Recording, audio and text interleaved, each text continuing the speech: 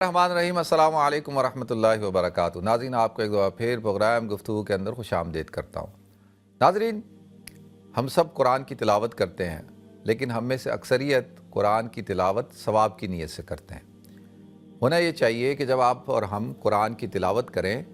تو نیت ہدایت حاصل کرنے کی ہونی چاہیے، اور اس کے بعد ثواب تو ملے گا ہی یقینی طور پر،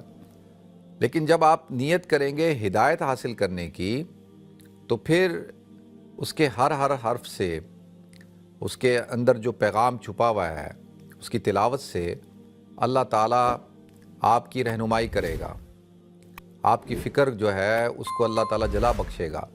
زندگی کے اندر جو پریشانیاں ہیں، جو تاریکی ہے، اللہ تعالیٰ اس پریشانی کو دور کرے گا، تاریکی کو دور کرے گا، اور ہدایت والا راستہ آپ کے سامنے کھل جائے گا، اور آپ جو اصل مقصد ہے وہ تو اللہ کی رضا ہے، تو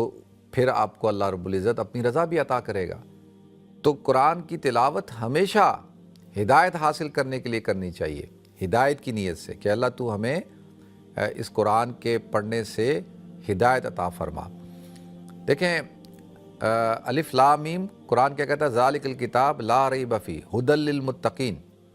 کہ یہ وہ کتاب ہے جس کے اندر کسی قسم کا کوئی شک نہیں، ھدی للمتقین، اس میں ہدایت ہے متقین کے لیے۔ شہر رمضان الذی انزل فیہ القرآن ھدی للناس، کہ قرآن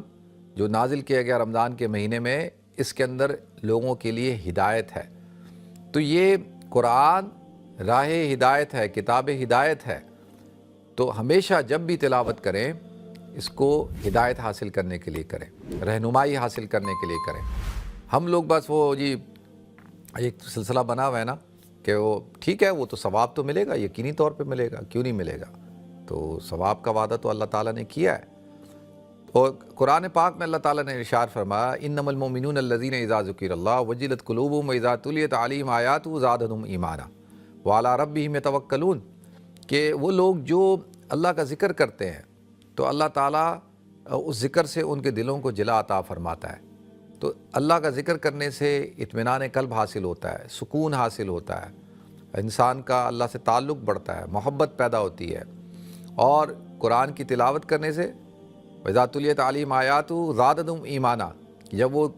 اس کی قرآن کی آیات کی تلاوت کرتے ہیں تو زادتہم ایمانا، تو ان کا ایمان جو ہے وہ بڑھ جاتا ہے۔ قرآن کی جو تلاوت ہے وہ ان کے ایمانوں کو بڑھا دیتی ہے۔ اچھا، وہ کیوں بڑھاتی ہے؟ اس لیے کہ انسان جب وہ پڑھ رہا ہوتا ہے، اس کو سمجھ رہا ہوتا ہے، اور اس کو پتہ چلتا ہے کہ قرآن ہم سے کیا مطالبہ کرتا ہے، قرآن کی زندگی کیا ہے، قرآن کی جو ہے وہ، جب آپ دیکھیں قرآن سے تعلق قائم کر لیتے ہیں نا، تو پھر آپ کو ہر وہ چیز جو اللہ کے علاوہ ہو اور دین کے علاوہ ہو، اس کے اندر آپ کو چاشنی نہیں ملتی، مزہ نہیں ملتا، پھر آپ بس قرآن سے ہی اپنا ایک لو لگا لیتے ہیں۔ تو پھر اللہ نے قرآن میں ارشاد فرمایا وَمَن يَتَوَکَّلْ عَلَى اللَّهِ فَهُوَ حَسْبُهُ، کہ جو اللہ پہ بھروسہ کر لیتا ہے تو اللہ اس کے لیے کافی ہے۔ تو اللہ تعالیٰ مجھے بھی توفیق دے، آپ کو بھی توفیق عطا فرمائے۔ پھر حضرت ابراہیم علیہ السلام کی طرح کہ جب انہوں نے اللہ کی ذات پر بھروسہ کیا اور اللہ ہی سے مدد طلب کی، تو کس طریقے سے اللہ تعالیٰ نے آگ کو ان کے لیے گل و گلزار بنا دیا۔